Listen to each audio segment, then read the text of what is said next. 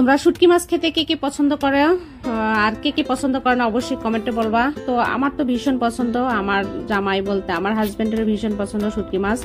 তো আজকে আমি রান্না করব শুটকি মাছ দিয়ে। দেখো কতগুলো সবজি কেটে রেখেছি, এখানে নিয়েছি আলু, ফুলকপি, ডাঁটা, পটল, তারপরে চিচিঙ্গা। এখন আমি চলে আসলাম শুটকি মাছ দিয়ে এই সবজিগুলো রান্না করব। তার জন্য আমি তেল দিয়ে দিলাম, তেলে পেঁয়াজটা হালকা ফ্রাই করে দিয়ে দিলাম মশলা। এখানে মশলা বলতে লবণ, হলুদ, জিরে গুঁড়ো, আদা বাটা, জিরে বাটা এগুলো নিয়েছি, কারণ এখানে যেহেতু মাছ রান্না করবো এখানে অন্য কোনো আমি মশলা অ্যাড করিনি। মশলাটা আমি ভালোভাবে কষিয়ে তারপরে দিয়ে দিব শুটকিটা, কারণ শুটকিটা ছিল বাতাসা মাছের শুটকি, একদমই নরম সফট শুটকিটা, এই জন্য আমি পরে দিয়ে দিচ্ছি শুটকিটা। এখন দেখো শুটকিটা দিয়ে হালকা ভাবে আমি আলতো ভাবে নাড়াচাড়া করে নিব যাতে শুটকিটা ভেঙে না যায়। আমি আগেও বলেছি শুটকি মাছটা একদমই নরম, এটা বাতাসা মাছের শুটকি।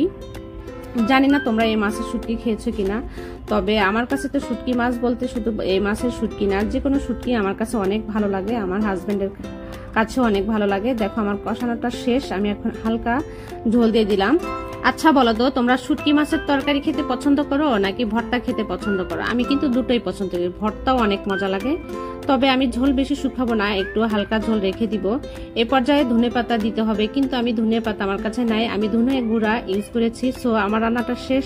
তো সবাই ভালো থাকো, সুস্থ থাকো, আবার দেখো ইনশাল্লাহ অন্য কোনো সময়। আল্লাহ হাফেজ।